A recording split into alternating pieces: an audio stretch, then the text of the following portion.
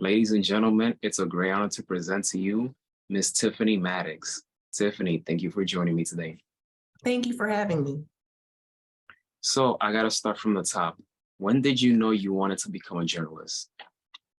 Oh, wow. I knew probably in high school that I wanted to do something media related, although I had set out to originally be a dentist, which is far-fetched. I went to a performing arts high school, was heavily involved in the dance community in Detroit. I'm from the Detroit area, and still had a lot of opportunities to like host talent shows and just different things at school. So it was always an interest to me, but didn't quite put journalism into it, like the writing aspect and all that, just more so like hosting and doing stuff like that. But when I went to college and realized that I did not want to be a dentist, I kind of said, what are some things that I like to do?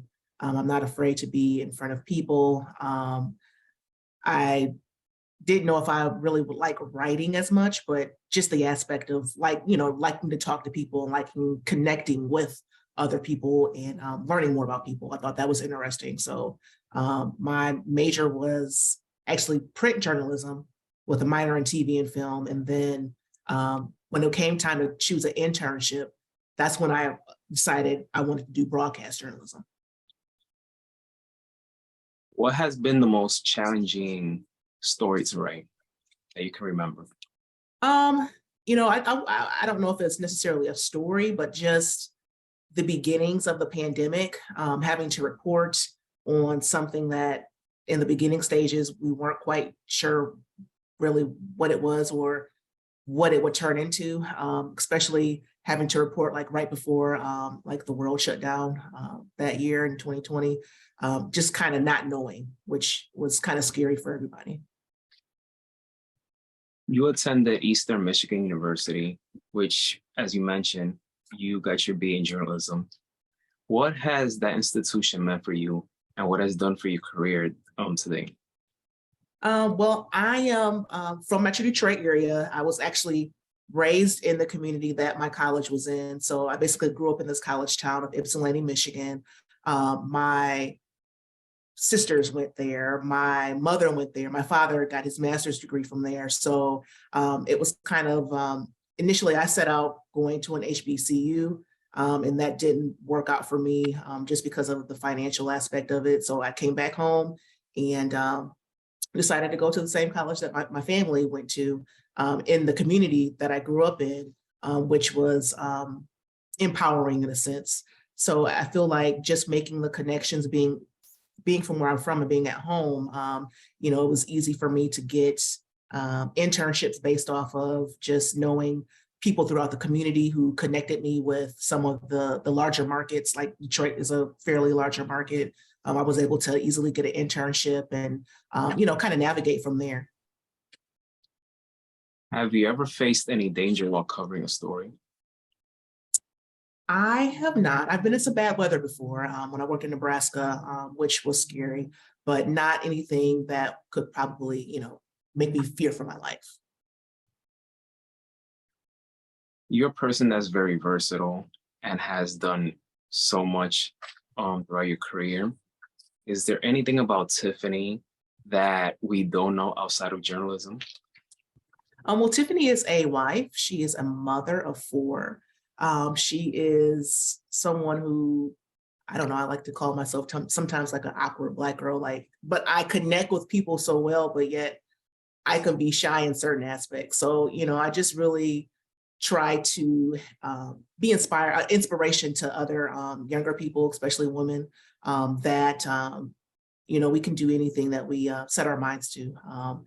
I didn't, I had a late start. I had my degree very early on, but I ended up starting a family and kind of put myself on the back burner. So had a late start in entering journalism. And to me, it's been an advantage to use the life experience that I've had. So a lot of people don't realize that. They think I've worked in journalism for a long time, but it's just the professionalism, which I've always had, and just using my life experience. People can't tell the difference.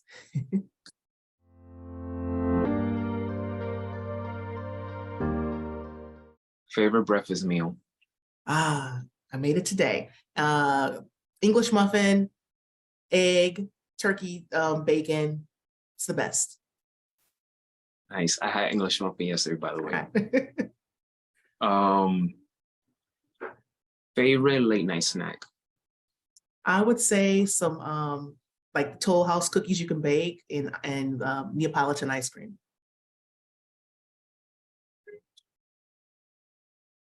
Favorite travel destination you would like to experience? I would like to go to Italy. There's a backstory behind that, but I would love to go. My family has been, but I was not able to go because I had recently had a baby and they left me. Mm, Yeah. oof. Um, Radio or television?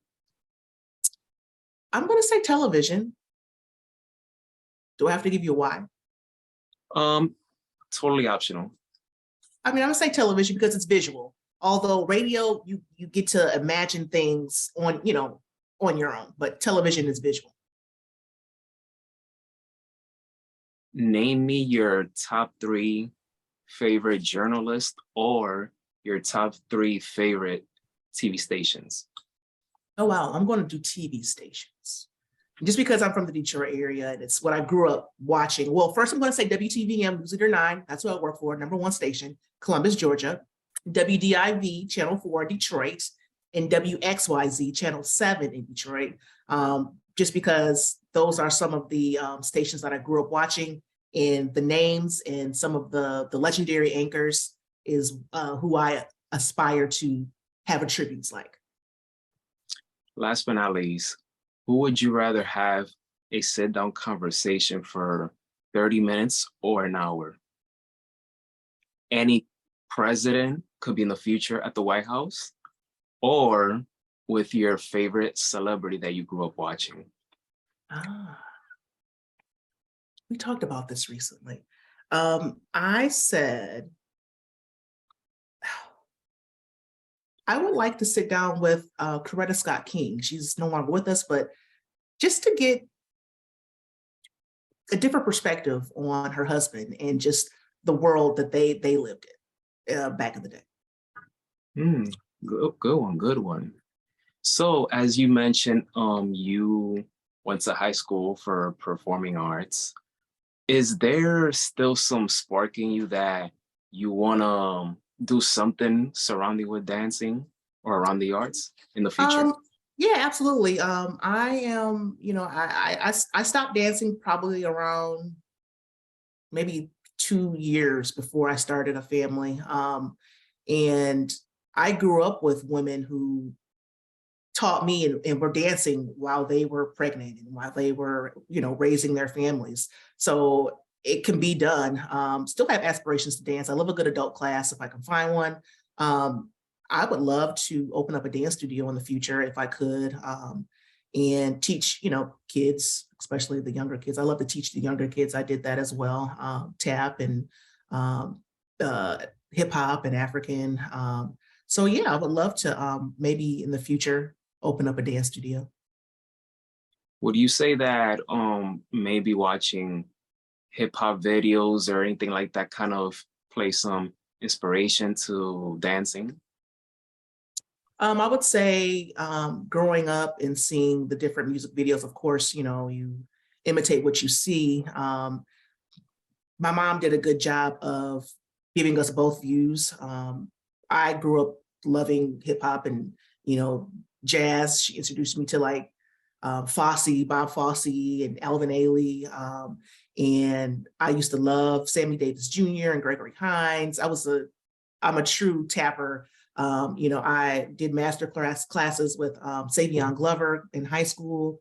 So I was able to kind of see everything. So I really feel like going to the Detroit High School of Arts, that's where I went, it really helped me become who I am because I was able to see so much than what everyone just might see on TV. And I'm glad you mentioned jazz because a person like myself, I started to get addicted listening to more jazz last year, and I'm Hmm. still listening to this day. So now that you mentioned some of those names, I'm familiar with a few of them, but some of those other names, I'll, do research and Yeah. start listening to them. But there's something about jazz that it just like brings you that calmness, especially if you listen to it early in the morning before you go anywhere.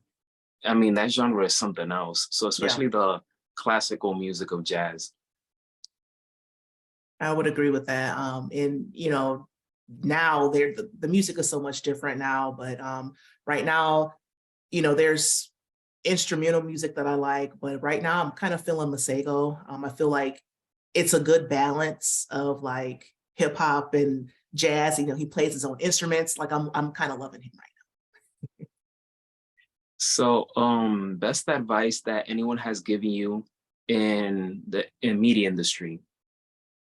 now. I would say that really just to be yourself. I know that a lot of times we see news anchors and reporters on TV and we want to just emulate them. We want to have a news voice. Sometimes I don't know. People used to make fun of me growing up because I had like a news voice. I don't think I do, but I don't know. But just being yourself. Like I don't try to be anyone else but myself. I come off as the awkward, funny, dancing Tiff on TV, and I'm very accessible. People feel like I'm down to earth, which I am. I just try to be myself, and that in itself exudes confidence, which makes me accessible to my community. People come to me with information, or they feel like they are part of the our TV family, like my co-anchor and I. They feel like they're part of us, and um, that is the goal. You want people to feel comfortable, and you want them to believe in what you're saying when you're reporting to them in the on the news. So just being yourself, it exudes your confidence naturally, and it can take you far. Last question, where can we follow you and your work? You can follow me on Facebook, Tiffy Maddox WTVM, and Instagram Tiffy Maddox TV. Well, folks, there you have it. Tiffany, thank you so much for taking the time to do this interview with me.